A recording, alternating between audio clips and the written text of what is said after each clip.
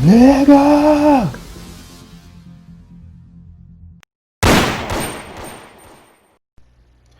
What's up? This your boy Super Mario 1990 coming at y'all with a review of Spider-Man Miles Morales for the PS4. Now I played this on the base PS4, so I'm sure the graphics look way better on the console it was designed for on the PS5. Now, if you played Spider-Man 2018 and loved it, I feel like you'll love this game just as equally, if not more. On the PS4, the game looks just as good as the 2018 predecessor, but I think the colors are more vibrant in this game, bringing some of the settings and scenes to life in more vivid detail throughout certain sections of the game. Like you'll see cool neon colors and other designs in the game that detail just how great the lighting in this game is. Now with all that being said, remember though, this is a review from the base PS4, so I'm more than confident that on the PS5 and with the 4K display, this already lovely looking game will be all the more amplified on the intended platform. Now let's get into the story. Just as fun and interesting as the 2018 Spider-Man, we seem to be getting back to where we left off, sort of. You can tell some time went by and there's some onboarding that even people who played the first one might be looking like, wait, we're here already? How? Basically, the city is already used to having two friendly neighborhood Spider-Men defend New York, but when Peter Parker has to take a trip out of town, it's up to Miles Morales to be the lone Spider-Man and hold things down in New York. So you get a fresh feeling this time around as you are using Miles and getting to know him better than you did in the first game, his friends, his family, and the community, and where he calls home.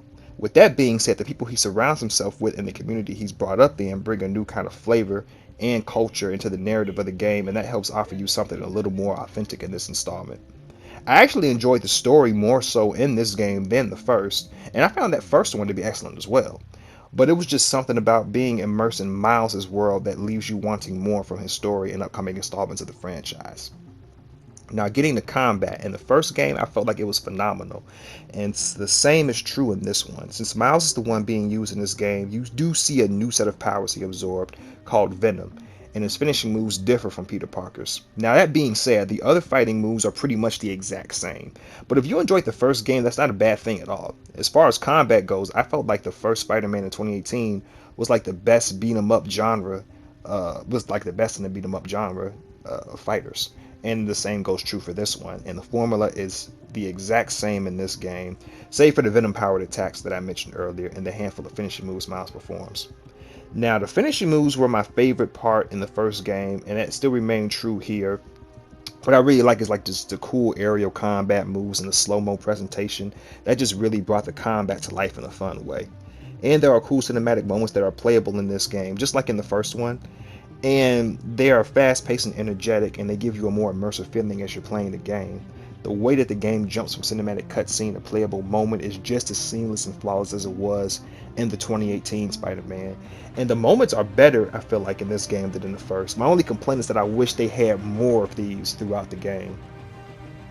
And getting to the soundtrack, whether it was licensed tracks or just the musical score itself, it was nothing short of amazing in this game.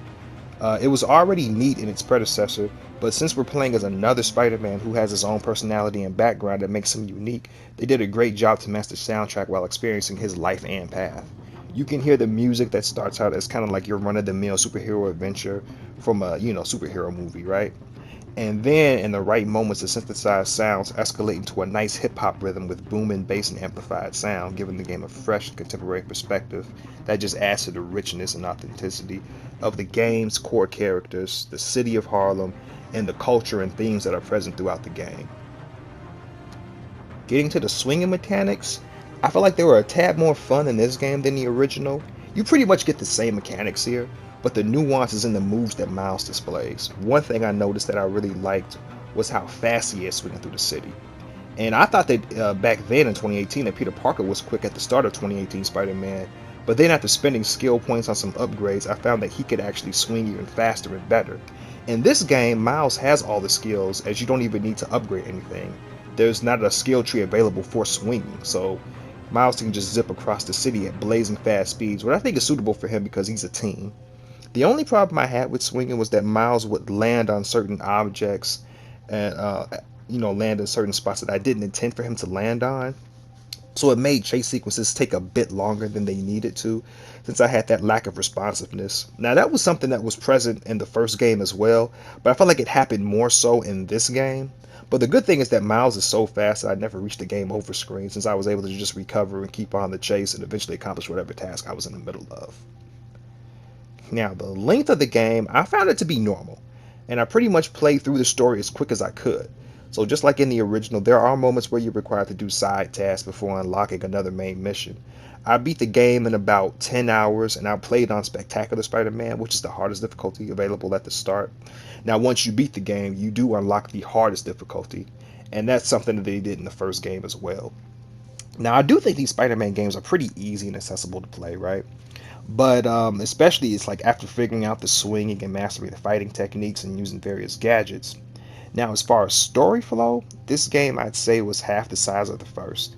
And that might have people frowning in comparison to the first game, but I thought that it was actually accurate here. Miles Morales does actually feel close to a full featured game if you just compare it to other single player games that are more linear. But you still experience a full story arc, and they finish the story well without leaving anything out. And they leave you wanting more from Miles in the future, as well as seeing how Peter Parker and various villains he's already faced resurface later on in the series. Now, yeah, you would want it to be longer because the game was so fun and it was really good, but I feel like a few extra hours probably would have padded the game just a little bit, and who knows if the story's quality would have remained intact. I'm sure it would have been nice since it did work for the first game, because that game was, I think, longer than it needed to be, but you still have side activities and fun collectibles to keep you going when you finish the story. And since the campaign was so good, just like in the first one, you'll definitely be coming back for a replay. Now, overall, I'm easily giving the Miles Morales' adventure as the Friendly Neighborhood Spider-Man a 10 out of 10. There was a nice blend of unique culture with the Hollywood style of a Marvel blockbuster movie. It was an enjoyable story, had lively characters in the city that had a lot of heart and personality, just like its protagonist, Miles Morales. And the ending has you desperately craving for another installment very soon. Now, with the direction they went in, it's interesting to see what may be next for Insomniac. Like, are they gonna just go and do another sequel like Spider-Man 2 and have Miles split his time with Peter Parker as he becomes a more pivotal character in the series? Or will the sequel just focus a tad bit more on Peter and then they give Miles Morales another game of his own? Either way, I don't think you can go wrong. But this is your boy Super Mario 1990, and I'm out. Peace in.